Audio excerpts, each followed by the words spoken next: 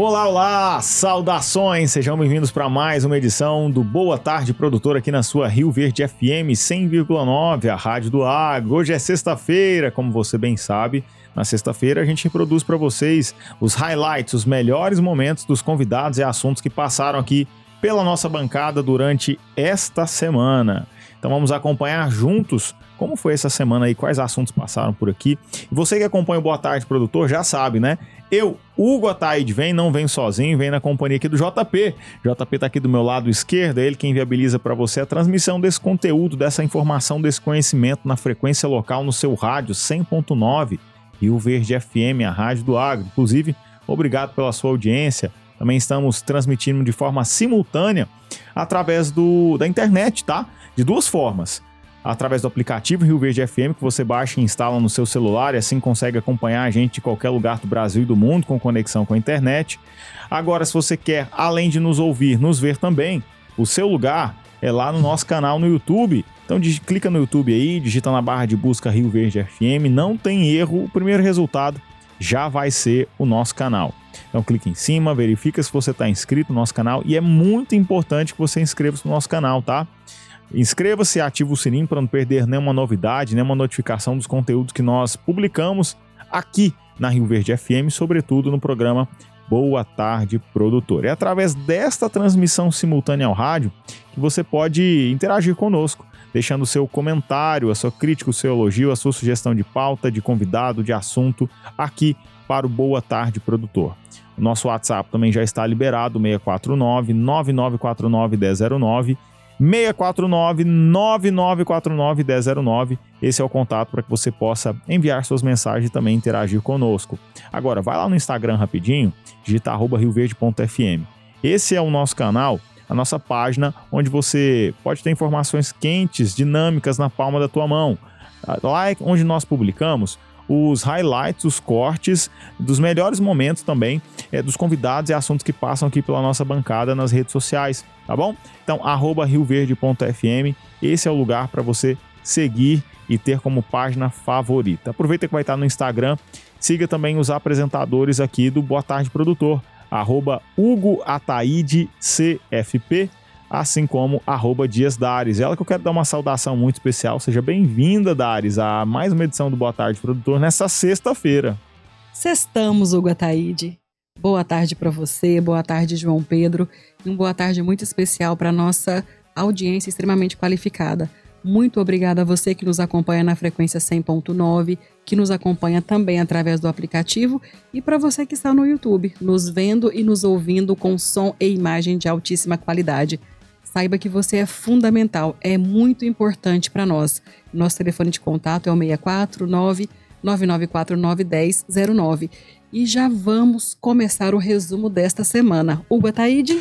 Dares, vamos lá então. Abrimos a semana com um tema fundamental: saúde mental no campo, empresas adoecidas expostas pela NR1. Para essa conversa, nós recebemos as psicólogas Poliana Brasil e Cassiene Rodrigues. Dares. É isso mesmo, Hugo Ataíde. Quando falamos de NR1, estamos falando diretamente sobre saúde mental no ambiente de trabalho rural.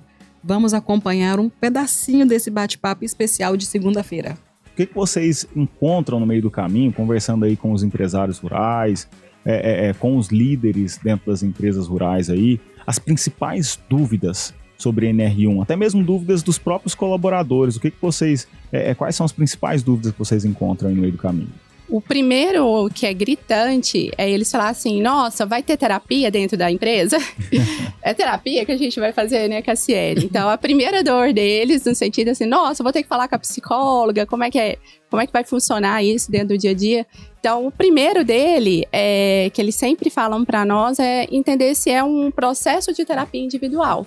E aí, o que a gente tem que trazer é essa conscientização, né, da importância. Existe uma normativa, a gente vai ter essa obrigatoriedade, mas os outros ganhos que a gente vai ter de trazer uma clareza para a liderança, ajudar essa liderança a aprender a comunicar com a equipe, porque tudo isso traz viés de estresse, de ansiedade, de transtornos mentais, não decorrente apenas do ambiente de trabalho, mas concorda que quando eu estou trabalhando, muitas vezes a gente está mais tempo trabalhando que em casa. Então, Sim. a empresa passa a ser o gatilho e não sendo, muitas das vezes, o principal propulsor dessa problemática que ele está vivendo naquele momento.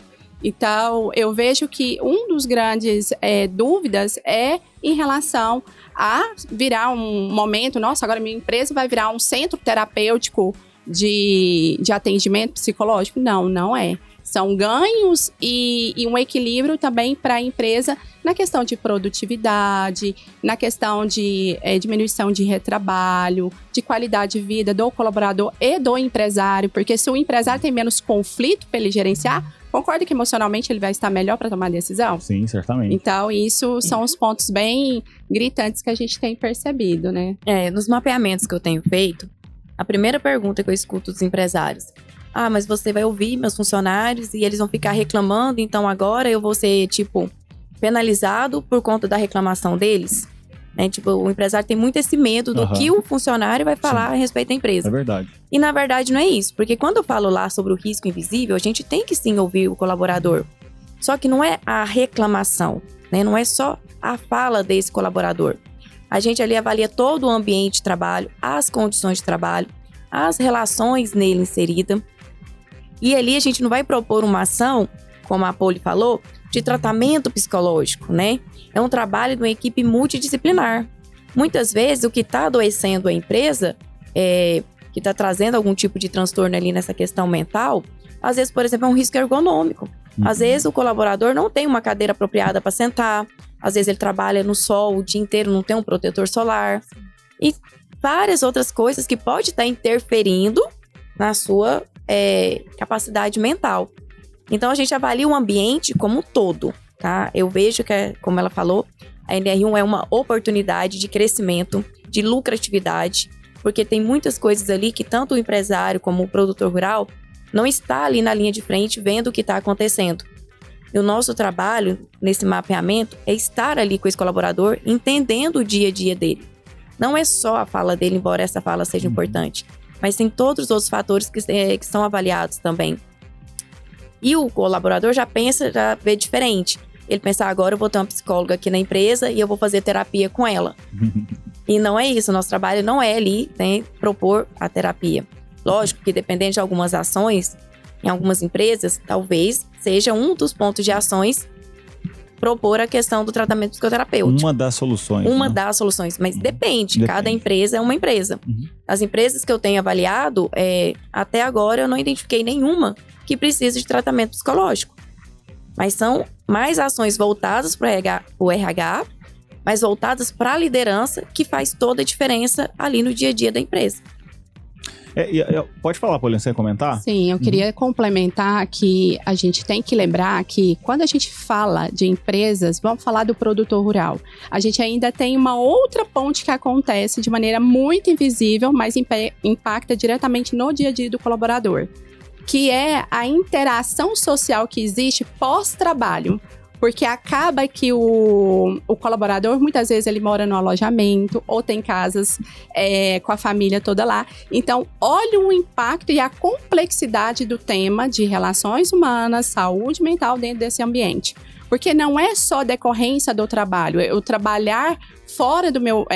eu ter uma moradia fora do meu ambiente de trabalho, às vezes eu não gosto do colaborador, eu respeito, vou embora para minha casa e dá tudo certo. E se ele for meu vizinho? Olha isso. Né? Então, o que a gente está entendendo que pode ajudar o produtor rural, muitas das vezes, nessas outras pontes, porque do lado de cá, como RH parceiro da empresa, o que a gente faz? Quando o colaborador ele sai da empresa, a gente pergunta para ele também por que ele está saindo. E muitas das vezes não é pelas condições de trabalho, mas pelas relações interpessoais que não foram resolvidas ou a empresa não mapeou e não criou ações para equilibrar isso dentro do ambiente de trabalho. Né? Então, é esse outro olhar que a gente quer trazer para vocês, que ele tem muito mais um impacto financeiro, né, que a gente não percebe, mas ele acontece de uma maneira muito significativa. Então, é uma pauta, sim, importante, principalmente no ambiente agro, por conta dessa ponte que existe familiar pós-trabalho. A Poliana tocou num ponto importante, que era até uma pergunta, uma dúvida pessoal minha, né? Porque as empresas, eu sou empresário também. As empresas, elas investem e gastam bastante em recrutamento e seleção, né? E aí traz para dentro ali um profissional que seja adequado, treina ele, demanda tempo, energia, investe ali eventualmente ali até financeiro naquele colaborador.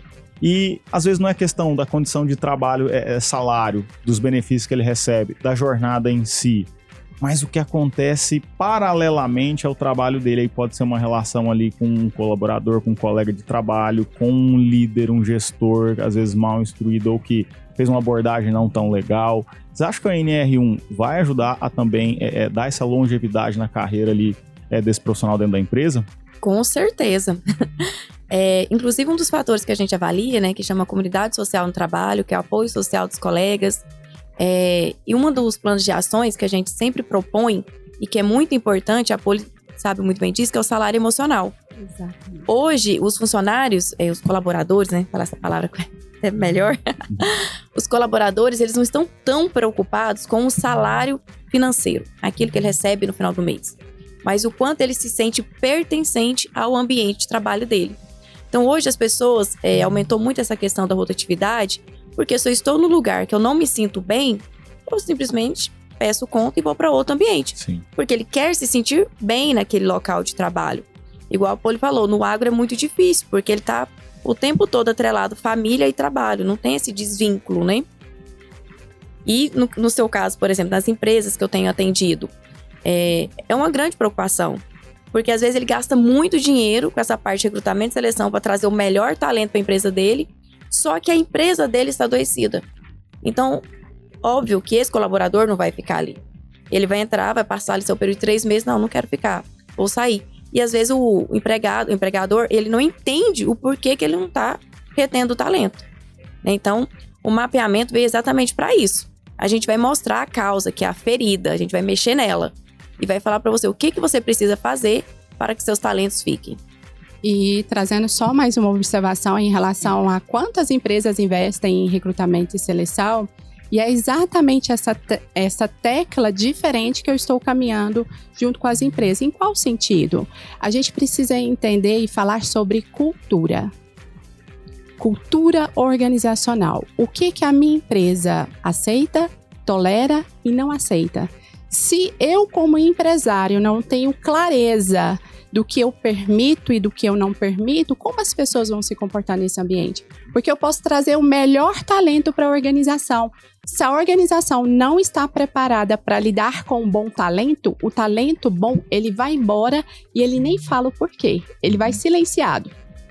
E o colaborador que ele não tem essa maturidade, ele traz muitos desafios internamente e pode criar algum movimento. Então, essa pauta invisível que você comentou, às vezes investir muito em recrutamento, hoje eu falo para os meus clientes, tipo assim, a conta ela tem que fechar, não é no recrutamento e seleção. Você tem que investir diferente. Você primeiro investe em cultura, o que você quer, o que você permite.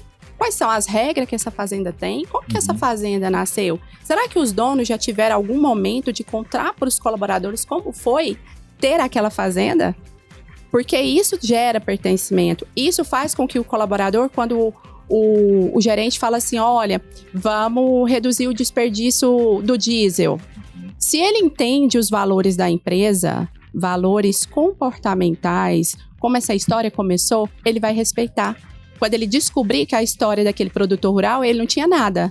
Ele construiu tudo com muito suor. Então, ele começa a valorizar. Então, eu vejo muitas empresas fazendo um caminho muito inverso do trabalho e do investimento com gestão de pessoas. Quer fazer bom investimento em gestão de pessoas?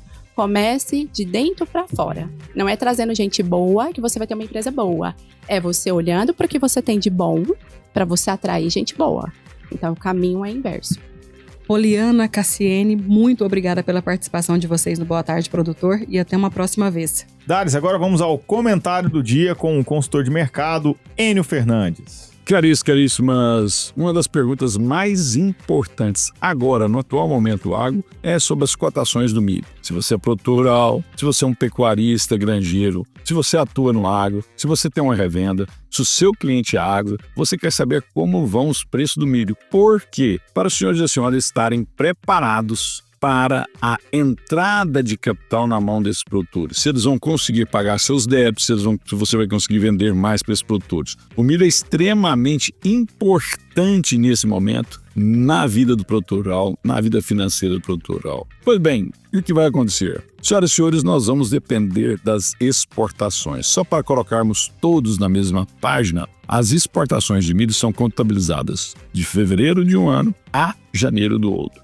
Em assim sendo, nós estamos no ano de 2025. Senhoras e senhores, as exportações de 2025 elas são contabilizadas de fevereiro de 2025 a janeiro de 2026. O qual é o número que nós precisamos atingir para deixar cotações de milho saudáveis no mercado interno? Precisamos exportar algo entre 40 e 42 milhões de toneladas. Pois bem, as exportações estão indo bem até agora. Nós estamos bem no começo de outubro. Os próximos 45 dias, 50 dias serão cruciais para determinar como devem se comportar as cotações de milho no mercado interno brasileiro. Precisamos de bons volumes de exportações de outubro e bons volumes de exportações de milho em novembro. Se esses 2 meses entregarem bons volumes de exportação, nós vamos conseguir escoar o excesso de milho que tem no mercado interno para o mercado internacional. Nós vamos pegar o nosso produto, vender no mercado externo, trazendo divisas. Essas divisas vão trazer desenvolvimento, renda e emprego para a nossa população. E vai irrigar os caixas dos produtores rurais. Com essa irrigação de caixa, com essa entrada de dinheiro nos produtores rurais, eles conseguem liquidar parte de seus débitos e fazer novos investimentos. Senhoras e senhores, muita atenção aos números que nós vamos apresentar aqui logo adiante. Nos próximos dias nós vamos abordar mais vezes como estarão ocorrendo as exportações de milho e os senhores e as senhoras ficarão informados como deve ser a tendência dos preços. A gente fala tendência porque o mercado é muito volátil, ele é muito incerto. Mas um dos principais pilares da sustentação das cotações do milho, sem dúvida nenhuma, são o mercado de exportação, qual volume nós vamos conseguir tirar do nosso mercado interno. Pois bem, aqui você vai ter essas informações. Enio Fernandes, Terra Agronegócios. Obrigado. Enio Fernandes, muito obrigado pela sua participação e parceria diária aqui com Boa Tarde Produtor. Dales, olha só, eu conheci a Simple Verde e fiquei impressionado, viu? Eles são a primeira bioindústria de Rio Verde e a quarta de Goiás, trazendo pesquisa e tecnologia para criar soluções que realmente fazem a diferença na lavoura. E o melhor, tudo isso desenvolvido aqui mesmo, em Rio Verde, Goiás, para quem vive do campo, com mais simplicidade e produtividade. Ô produtor, eu já abri a porteira para o futuro, hein? Agora é sua vez. Fala lá com o pessoal no WhatsApp, 679 9334 2442. Anote aí, 679 9334 2442. Aproveita para segui-los também lá no Instagram, @SimpleVerdeOficial. Simple Verde, bioinovação para a agricultura do futuro. Nós vamos para um rápido intervalo comercial, daqui a pouquinho retornamos para dar continuidade ao resumo da semana nesta sexta-feira no Boa Tarde Produtor. Até breve. Estamos de volta para mais um bloco nesta edição do Boa Tarde Produtor na sua Rio Verde FM 100,9, a rádio do agro. Hoje é sexta-feira, sextou aqui no Boa Tarde Produtor e nós estamos repercutindo para vocês os highlights, os melhores momentos dos convidados e assuntos que passaram pela nossa bancada aqui durante esta semana. Ô produtor, o segredo para uma lavoura saudável e produtiva está no calcário utilizado no preparo do solo. Ele, além de ser uma excelente fonte de cálcio e magnésio, neutraliza o pH do solo para que a planta consiga absorver os nutrientes disponíveis neste solo e, assim, atingir a maior produtividade possível. A Serra Fértil oferece o calcário mais solúvel, calcítico ou dolomítico, disponibilizando para a lavoura mais cálcio e magnésio, além de outros nutrientes também essenciais para ela. A dica de ouro é: entre em contato com a Montical, representante Serra Fértil, pelo telefone 649-8406-1220. Anote aí, 649-8406-1220 e confira as vantagens do nosso calcário. Dares, dando continuidade aqui então ao nosso resumo da semana, na terça-feira, portanto, nós trouxemos para o debate um tema que mostra como ciência e tecnologia andam juntos para garantir mais qualidade e segurança alimentar. Tivemos a presença de Eduardo Henrique Miranda Walter, pesquisador da Embrapa Agroindústria de Alimentos e líder do projeto Ovo Limpo. Também recebemos Fenelon do Nascimento Neto, também pesquisador da Embrapa, e presencialmente aqui no estúdio da Rio Verde FM recebemos Sandra Duarte, ela que é médica veterinária, né, Dares? E o assunto não poderia ser mais inovador e relevante para a agroindústria. Programas de autocontrole, beneficiamento a seco de ovos da Embrapa. Um bate-papo cheio de informações valiosas e novidades para o setor. Vamos acompanhar o resumo deste programão. Eduardo, Fenelon, Sandra, qual que é a importância da Embrapa para o agro brasileiro? Vamos começar daí. Vamos com quem tem mais estrada aí na Embrapa, né, Fenelon? Eu acho que quem deve responder tudo isso é o produtor, né? Toda essa repercussão do trabalho que a Embrapa tem, né, ela deve, né, a aceitação, a credibilidade que o produtor tem em seus trabalhos. Quer dizer, nós nos dedicamos, quanto pessoas, a nossa vida é dedicada, né, para identificar problemas e trazer soluções. Então isso passa por uma estrutura, né, que a Embrapa tem de articulação via Ministério da Agricultura, Ministério do Desenvolvimento Agrário, né, a articulação que se tem com as representações organizadas dos produtores. Isso tudo chega, né, para a gente como demanda. E as demandas que chegam, né, a Embrapa tem mostrado durante esses anos de existência, mais de 50 anos, né, resultados que são impactantes, tanto para a produção, né, interna, quanto para a exportação de produtos. E praticamente a gente repetir, né, o que todos os produtores já têm de conceito da Embrapa, e nós nos sentimos muito orgulhosos de participar dessa empresa e sermos um dos componentes, né, que dinamiza a tecnologia que é gerada e é essa tecnologia que chega ao ambiente de produção. Então nós somos gratos apenas por isso.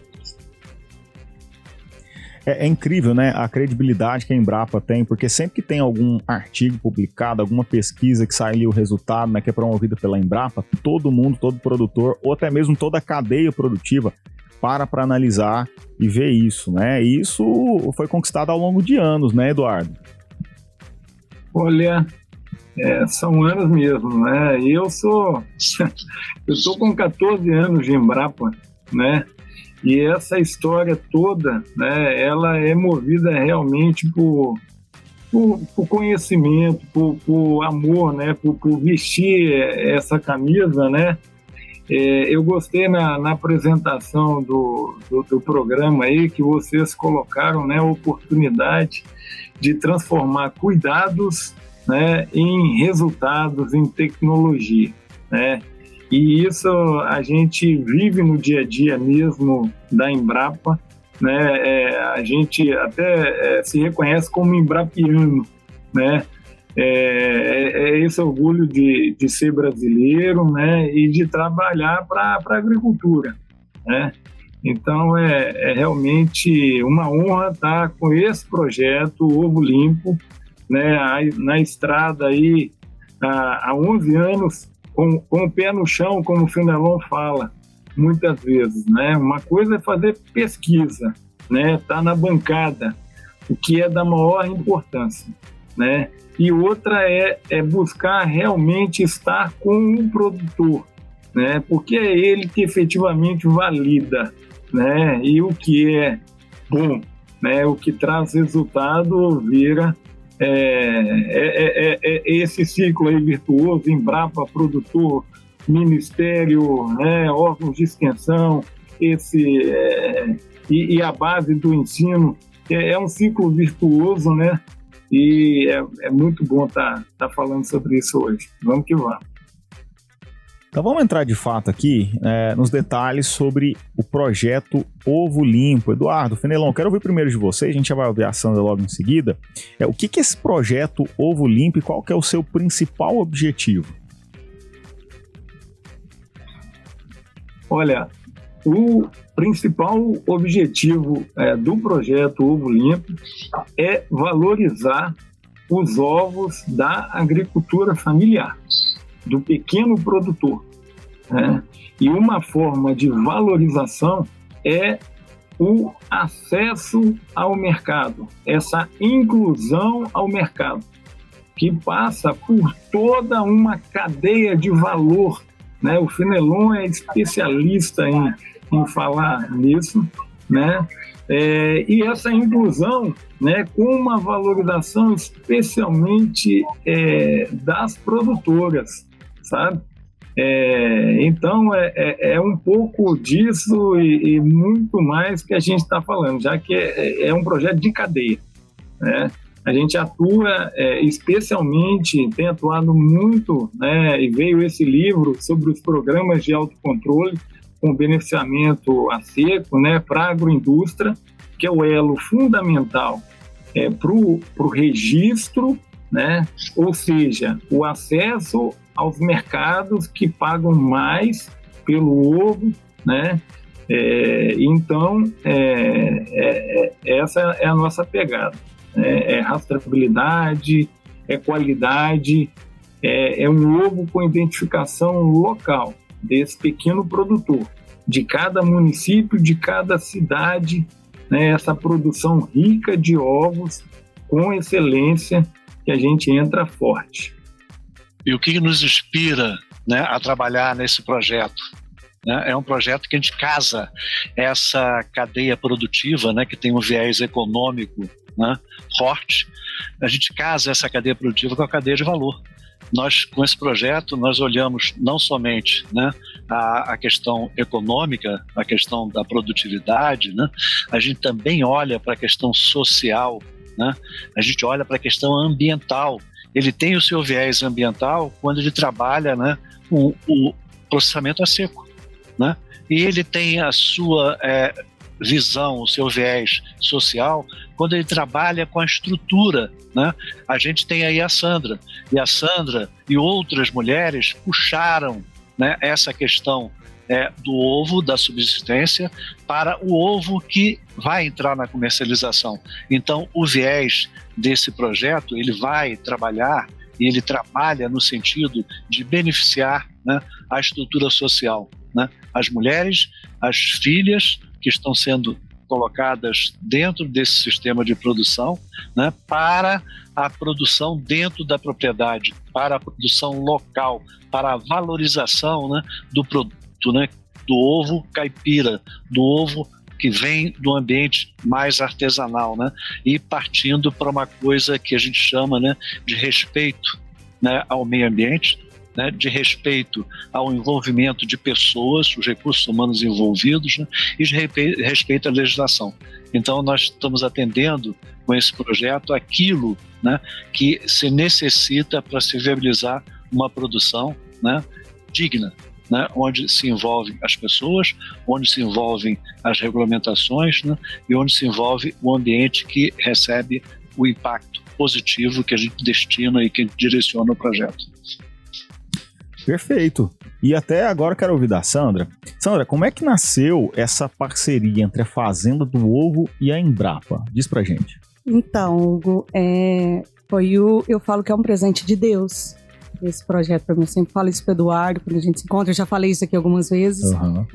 Foi uma busca como eu sou veterinária, eu falei, gente, eu tenho que montar alguma coisa para mim, vamos montar alguma coisa de avicultura. Só que eu precisava legalizar. Eu teria que começar isso de uma forma correta, né? Contrário de que todo mundo faz, né? De trazer, primeiro, né? Faz a produção, começa, né? Ter a granja para depois legalizar. Eu tô fazendo o caminho contrário. E foi através de uma live que o Eduardo fez. Me mandaram ela, eu entrei em contato com a Embrapa, conversei com o Eduardo e nasceu essa parceria que eu tenho muito orgulho de falar dessa parceria, porque eu aprendo muito com eles. Uhum. Então, assim, a gente tá nesse caminho há um bom tempo, né? Então, assim, eu venho aprendendo muito com a Embrapa e trazendo isso para o meu conhecimento, né? Esse projeto Ovo Limpo, ele não é só uma empresa que está sendo montada, está se transformando numa vida. Uhum.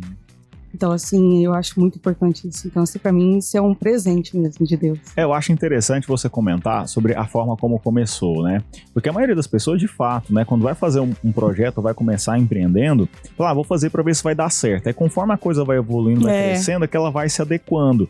Mas você já quis, desde então, começar jogando dentro das 4 linhas ali, tudo certinho. Isso foi um dos objetivos, porque eu queria começar tudo legalmente, né? Por eu ser veterinária também, por uma questão de também trazer um produto de qualidade, que eu falei assim, gente, eu tenho que trazer um produto diferenciado, mas eu quero trazer o caipira. Mas de que forma que eu vou trazer isso? Foi quando o Eduardo, foi o primeiro contato que eu tive, ele foi me instruindo, foi me ensinando, né? E estamos trazendo esse conhecimento. Então, assim, eu sou muito grata a esse projeto. Eu falo, é um filho. Essa Fazenda do Ovo junto com o Ovo Limpo está sendo um presente de Deus. Eduardo, Fenelon, Sandra, o nosso Boa Tarde Produtor agradece a presença de vocês conosco e voltem mais vezes. Você já pensou em transformar seu investimento em prêmios dos sonhos? No Sicoob Crédito Rural, isso é possível com a campanha de capitalização Seu Futuro Mais Forte, Sua Garagem Mais Potente. É simples participar. A cada R$1.000 integrados ao capital social, você recebe um cupom. E a cada R$10.000, um cupom extra. E os prêmios? Uma caminhonete Ram, um Chevrolet Onix e uma moto Honda CG. A campanha, ela começou no dia 30 de junho e vai até o dia 9 de abril do ano de 2026, com sorteio no dia 10 de abril durante a Tecnoshow. E o melhor, pessoas físicas e jurídicas podem participar. Então, fortaleça seu futuro, concorra a grandes prêmios e viva essa oportunidade com o Sicoob Crédito Rural. Vamos para mais um intervalo e voltamos já já com o resumo da semana. Continue conosco. Estamos de volta para o último bloco desta edição do Boa Tarde Produtor na sua Rio Verde FM 100,9, a rádio do agro. Hoje é sexta-feira, estamos repercutindo aqui os highlights, os melhores momentos dos temas e convidados que passaram aqui pela nossa bancada durante esta semana. E antes de darmos continuidade, né, Dários?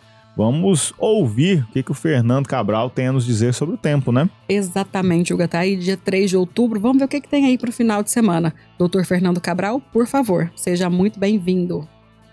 Olá, amigo produtor, ouvintes da rádio. Eu me chamo Fernando Cabral, sou pesquisador no SEAGRE, do Centro de Excelência em Agricultura Exponencial, e trago para vocês a previsão do tempo para esse nosso final da semana aqui no sudoeste do estado de Goiás. Bom, pessoal, todos aí na expectativa, né, de retorno da nossa chuva, ou na verdade, de fato, a presença bem estabelecida dela, né, o nosso chamado período chuvoso.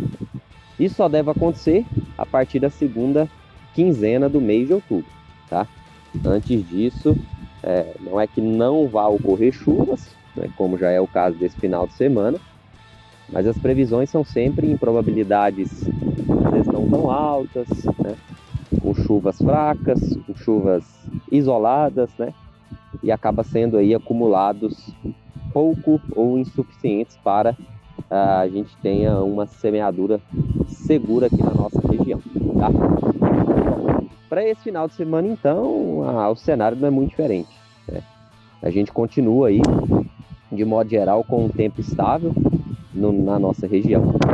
Apesar do que a gente se aproxima ali, né, em torno do dia 8, do dia 10, a gente vai tendo aí cada vez a maior probabilidade de ocorrência dessas chuvas e com isso a redução das temperaturas e aumento da umidade relativa do ar.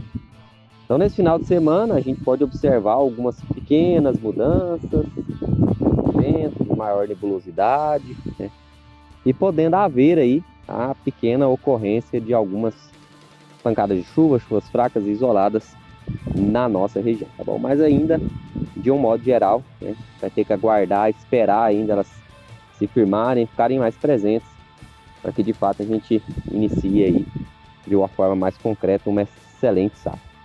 Como já mencionado, claro, apesar de a gente já ter tido alguns locais, né, de acumulados aí de forma geral suficientes, mas com esse período que a gente tem tido a ausência de chuvas, fica sendo muito arriscado, tá bom?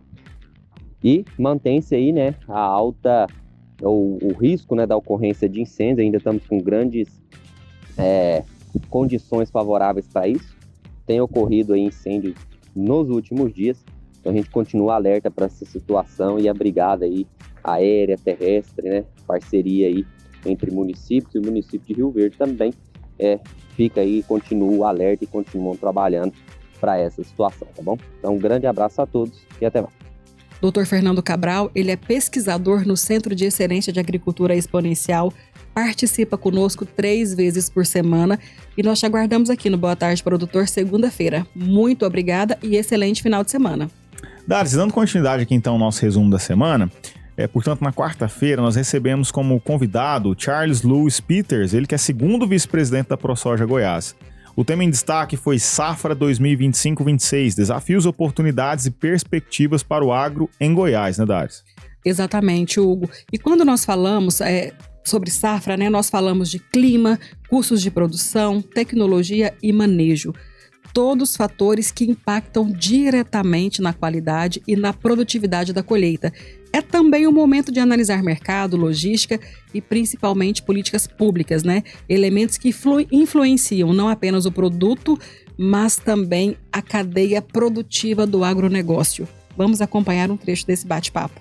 Bom, e dando continuidade aqui ao nosso tema, Charles, considerando o sucesso da abertura estadual do plantio de soja no Vale do Araguaia, que reuniu mais de 1.000 participantes e destacou uma região com potencial para converter mais de 2 milhões de hectares, né, de pastagem degradadas em áreas produtivas, quais você identifica como os principais desafios e oportunidades para que os produtores locais transformem essa região em uma nova potência agrícola em Goiás? Contextualizando um pouco sobre o evento, foi um evento de celebrar o início da próxima safra, da safra 25-16, realizado na Fazenda Tamburi, município de Nova Crixás.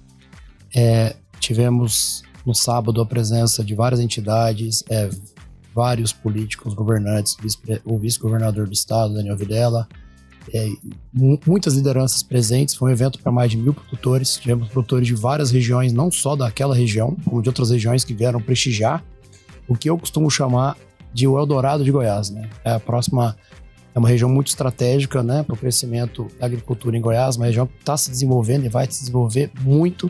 Realmente é uma área que é uma região que tem topografia, tem clima, tem solo, e é uma área muito grande aí de pastagens, né? Não só degradadas, como tem muitos pecuaristas, grandes pecuaristas com confinamentos, muito estruturados. Eu acho que até a região demorou um pouco mais para crescer em função de ter grandes grupos de pecuaristas goianos e paulistas ocupando essa região e fazendo uma pecuária com uma tecnologia acima da média. E a gente ficou muito feliz em poder realizar esse evento nessa região. É um presente, é um prestígio, né, para os corajosos produtores de grãos que se estabeleceram na região nos últimos anos, em especial o proprietário Marcelo Ribeiro da Fazenda Tamburi. Começou a plantar soja lá há 20 anos atrás. Caramba. Então ele foi o primeiro produtor de soja na região. Ele era pecuarista já na região e ele foi um dos pioneiros na região. Então foi mais uma coisa que a gente tinha que prestigiar, né? Um agricultor que é um formador de opinião lá. Assim como outros agricultores grandes que estão lá há 5 anos, 4 anos, que ajudaram demais, né, a organização do evento. E foi um evento... Eu creio que foi um dos maiores que nós já fizemos e com muita relevância, visto a representatividade, né, e o tanto que a ProSoja Goiás tem se fortalecido em relação a todo o segmento, em relação às entidades, em relação aos órgãos públicos, em relação ao governo. Eu acho que a ProSoja realmente foi muito lisonjeada em poder receber tanta gente lá, um evento lindo, muito bem organizado, um evento, vamos falar, com nível... que todo mundo que foi ficou impressionado, né? Então, assim, é uma região que tem um potencial muito grande, né? É uma região estratégica para o crescimento da produção de grãos no estado. Existe uma dificuldade, sim, no momento, né? Em relação aos custos de produção e hoje a abertura de área o custo é praticamente uma outra safra, né? Uhum. Você vai fazer a soja custar o dobro do custo normal, custo completo dela, você tem que gastar para implementar essa abertura. Então, em função do juro alto, dificuldade de acesso a crédito, mas mesmo assim, o legal de ver é o otimismo, né? O olhar de longo prazo, a visão de futuro que os agricultores têm quando eles olham que não é só para o momento, eles olham que a região realmente vai ter um crescimento muito relevante nos próximos anos. É um olhar a próxima década, né? Esses 2 milhões de hectares, hoje acho que tem 400 mil hectares de área já convertida para grãos lá, e vamos falar que dobre isso nos próximos 5 anos. Já seria um município de Rio Verde e talvez a mais de soja, consolidando o Goiás como talvez segundo ou terceiro maior produtor de grãos, né? Logicamente a safra passada foi muito boa, mas tá todo mundo com muita cautela, tá todo mundo muito... não dá para falar, né, em projeções ainda para o próximo ciclo, visto que tem clima, nós trabalhamos numa fábrica a céu aberto, o produtor está sempre muito exposto e os custos altos estão expondo um risco muito maior, né, um risco financeiro em função dos juros altos também. Então eu acho que existe sim um momento de celebração, de renovar as esperanças, renovar as expectativas, né? É muito importante o agricultor estar animado para a próxima safra. A gente sempre tem que ser confiante que vai ser uma safra boa, a produtividade é muito importante, né? Mas com certeza o custo de produção tem que ser muito bem controlado. O clima, ele é um fator de risco, isso é fato, né? Qual que é o impacto dele no calendário da semeadura e levando em consideração ainda os comentários aqui trazidos pelo Dr. Fernando Cabral? O clima é sempre uma angústia, né, para o agricultor, porque ele depende desse retorno das chuvas de forma consolidada para a gente poder iniciar o próximo ciclo safra 25-26. A gente sabe de algumas áreas irrigadas aí que já plantaram, e eu acho que até quem tem pivô tá apreensivo com esse calorão, né? Realmente a soja sente essa temperatura acima de 33, 35 graus e acho que ninguém estava esperando esse bolsão de calor e esse bloqueio atmosférico não deixar as novas frentes frias darem continuidade. As chuvas que foram até boas esses dias atrás, refrescou bastante, né? As gramas estão mais verdes de novo e a gente animou muito, né? Então, muita gente já puxou semente, tá todo mundo na agulha para soltar o plantio e agora provavelmente vão ter que esperar pelo menos mais uns 10 dias, né? Então tá ficando muito parecido com o cenário do ano passado, que houve um certo atraso no início do plantio e a gente sabe que isso pode afetar um pouco a janela da segunda safra, principalmente em regiões que não têm essa segunda safra tão consolidada, né? Acaba que desestimula o agricultor porque o custo da segunda safra também está muito alto, né? Os nitrogenados para a segunda safra do ano que vem estão com preços maiores praticamente do que no ano passado, né? Então acaba que essa pressão de o milho safrinha está custando perto aí de 90, 100 sacos o custo total, né, no milho aí de 50 e poucos reais, 50 reais, em regiões que não tem uma segurança de produzir acima de 120, né, 125 sacos, fica muito, muito difícil até para planejar essa segunda safra enquanto não tiver o plantio da soja concretizado, né. Torcer pelas chuvas, né, o agricultor é o mais otimista que tem, que olha para o céu e acredita, mas é realmente essa apreensão, né, visto porque não vale a pena arriscar visto o custo dos insumos, né? Os fertilizantes esse ano na soja também pesaram mais do que ano passado, né? A gente sabe que o fósforo e o potássio vieram no custo mais alto, então o produtor está muito seguro também em fazer na hora certa, né? Charles, como é que está o início do plantio dessa safra em Goiás, essa safra 25-26? E a ProSoja, como é que ela está sentindo esse agricultor? Ele tá animado? Ele tá um pouco mais retido? Como é que tá esse cenário? O agricultor tá bem cauteloso, tá bem retido. A gente enxerga aqui principalmente os juros, né? Esses juros altos, a alavancagem financeira que algumas regiões, alguns agricultores estão passando, né? Em função da rentabilidade, quando se coloca os arrendamentos caros e tá tendo desistência de arrendamentos, a gente vê hoje que o pessoal está cuidando muito bem aí dos seus números, né? E com certeza o custo, né? E hoje a projeção de preço para a próxima safra, nós estamos falando uma margem aí abaixo do que é a Selic hoje, né? Caramba. E aí o juro a margem final, né? O lucro líquido abaixo do que seria a Selic hoje. E o custo do financiamento não é o custo da Selic, né? A gente sabe que é 18%, 20% ao ano aí o custeio.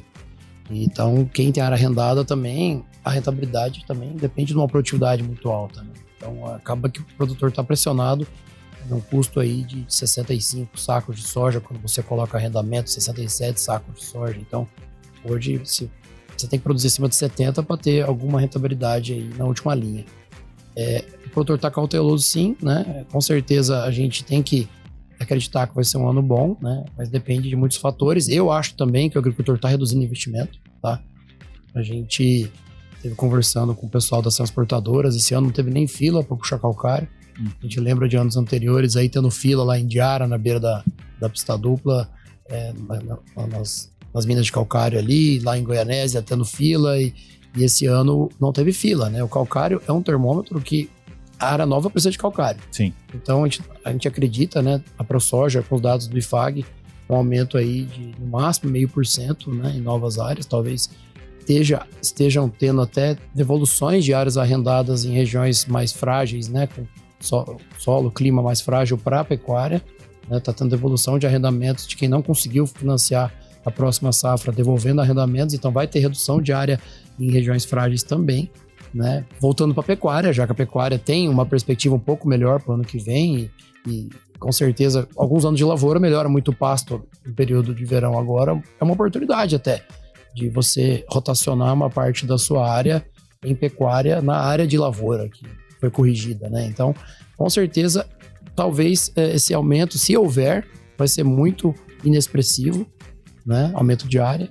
E a produtividade é um fator que depende muito do clima e o produtor, com certeza, em alguns casos, reduzir investimento, né? Para poder conter custos, né? Então, realmente, não dá para ficar falando em safra recorde ainda não. É uma coisa que o estado vai ter uma área provavelmente igual, né? Mas não dá para falar em números sem a gente... O plantio tem que estar bem feito, é 50%. O resto tá na mão de Deus mesmo. E tá iniciando o plantio e bem devagar, como o Fernando disse, tá precisando chover, né?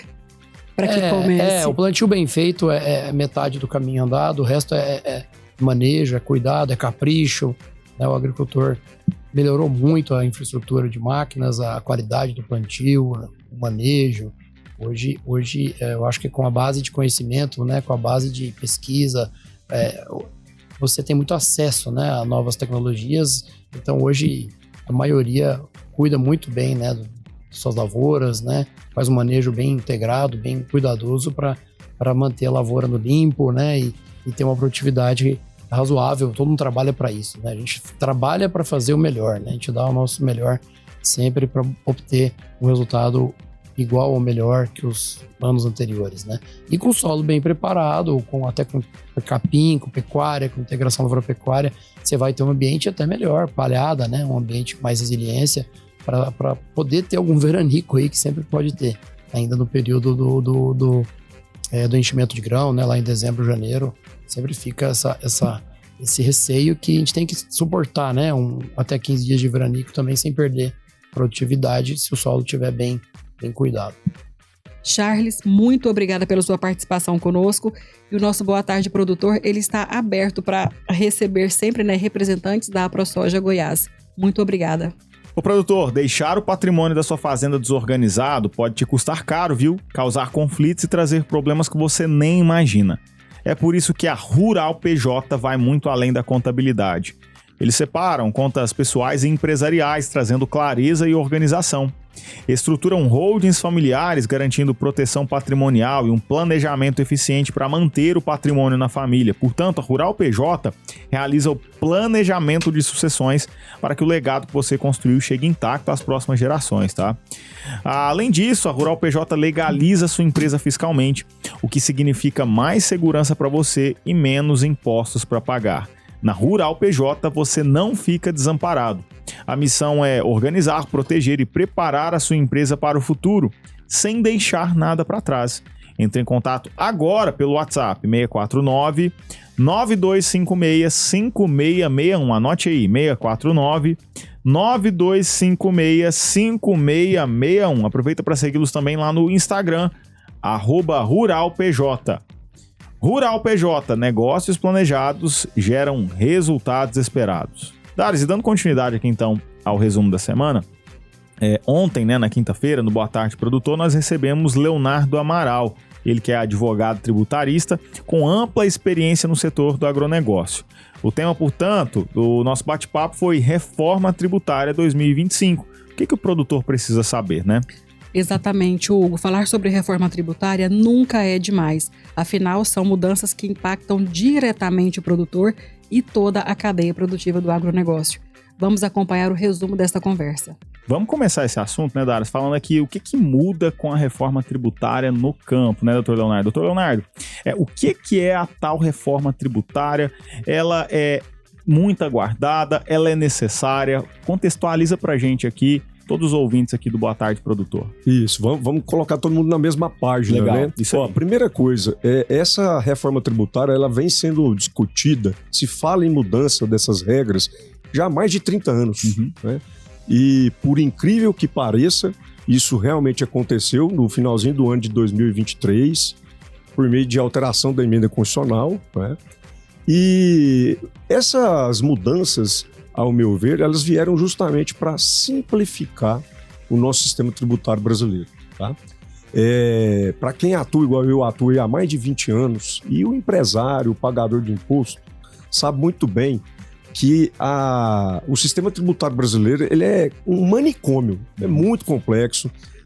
O empresário gasta muitas horas e muito dinheiro para poder fazer a apuração desses impostos, fazer as declarações e pagar. Então, essa reforma ela veio justamente com esse olhar, né, com o objetivo de simplificar. E simplificou, o que fez isso na prática? O que mudou? Mudou tudo? Não, né? É preciso deixar assim bem claro que as mudanças foram principalmente naqueles impostos que incidem na comercialização, né, sobre a cadeia de consumo. E era onde a coisa acontecia com a maior bagunça. A gente vai ter oportunidade aqui de dar exemplo, né? Mas enfim, mudou, né, esses impostos aí, ICMS, o ISS, PIS, COFINS, essa sopa de letrinha que a gente está acostumado aí, que assusta muita gente. Doutor, e quais são os principais impostos que surgem ou que transformam com a reforma tributária? Então, o legislador, ele fez o que para simplificar? Veja bem, hoje, se eu tenho uma empresa e eu vendo para o Brasil todo, né, eu vou vender mercadoria, eu vou pagar ICMS. Eu tenho que me preocupar, Hugo, com 27 leis estaduais que regulamentam o ICMS. 27 leis? Isso. Então, cada estado tem o seu ICMS, tem as suas peculiaridades, tem os seus benefícios fiscais. Então, veja bem a dificuldade que eu, empresário, tenho. Isso é custo. Custo Brasil. Se eu falo, então, de prestação de serviço, a coisa piora. Porque aí nós vamos ter aí quase 5.700 leis, 5.700 municípios, né? Então, olha só a complexidade que isso traz, né, no dia a dia de um negócio. O legislador, então, fez o quê? Falou, olha, isso está uma bagunça. Então, vamos simplificar. Ele acabou, então, com o ICMS, o ISS, PIS, COFINS e o IPI. E juntou isso tudo em 3 impostos, tá? O IBS, que é municipal e estadual, CBS, que é do governo federal, e um imposto seletivo, o imposto do pecado, tá? Que não vai incidir sobre tudo, mas vai incidir sobre aquelas operações com produtos que sejam maléficos, né, para a saúde humana ou para o meio ambiente. Então, quando ele faz isso, ele junta tudo e coloca em 3 tributos, principalmente nesses 2 que eu falei, que é o IVA brasileiro agora, CBS e IBS, ele uniformizou, trazendo uma lei para disciplinar esses 2 impostos. Só aqui, então, ele já trouxe uma simplificação gigantesca, né? Diminuiu muito a complexidade. E olha outra coisa que acabou. É um caso curioso, por exemplo, uma empresa de pulverização agrícola paga ISS para o município. Para qual município? Aonde está o escritório dela, dessa empresa, ou aonde o avião, a aeronave vai lá na fazenda fazer a pulverização? Olha o tipo de briga que a gente tinha, que 2 municípios brigando para cobrar o ISS. Então, daqui para frente, isso vai deixar de existir. Vai trazer segurança jurídica para nós, os empresários e todos os contribuintes, né? Então, isso é um ponto positivo. Perfeito. E já falando nos termos práticos, né? O que muda lá na fazenda, por exemplo, né? em termos de custo, compras e vendas, na vida do produtor rural e do empresário rural? O efeito prático aqui é gigantesco. A gente falou de coisa boa, né? Pontos positivos. A reforma realmente ela veio para simplificar. Só que o produtor rural, em grande maioria, ele estava acostumado com uma certa informalidade fiscal. O fisco não exigia tantas obrigações como um empresário de outro setor, de outra atividade econômica. Então, o produtor rural, por exemplo, quando ele ia vender o gado dele, vai vender a soja, o milho, ele não se preocupa muito com o ICMS. Por quê? Porque quem está comprando dele é que vai recolher esse imposto. Também fala de PIS/COFINS para o produtor, não se preocupava, porque 90%, mais de 90% no Brasil atua como pessoa física, CPF. Então ele não paga PIS/COFINS. E IPI, que é o imposto sobre a industrialização, nem se fala. Então, olha só, de cara, ele não se preocupava com esses impostos e agora criou o IBS-CBS e ele é obrigado a se preocupar. Então aqui já gera um impacto gigantesco. O que eu digo para esse produtor que está ouvindo?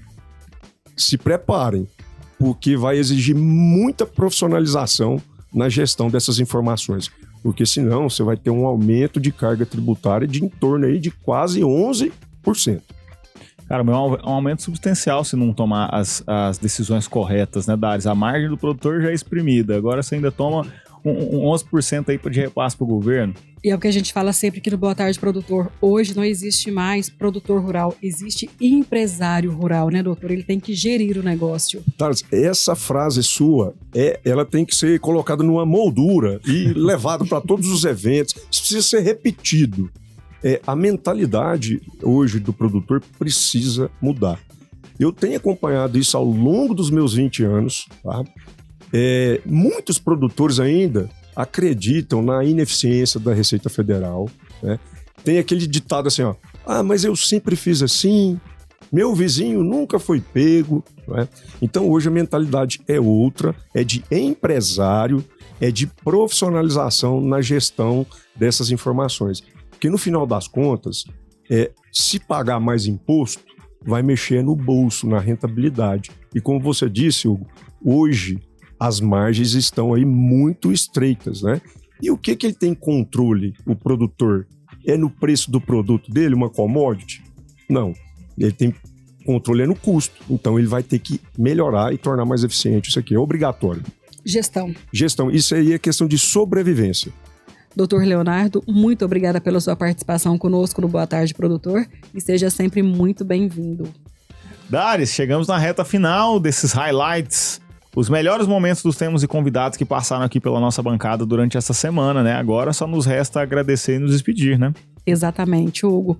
João Pedro, obrigada pela semana maravilhosa, né? Foi muito conteúdo bom, diversificado, com muita gente boa passando por aqui na nossa bancada. Tenho certeza que semana que vem também serão programas maravilhosos.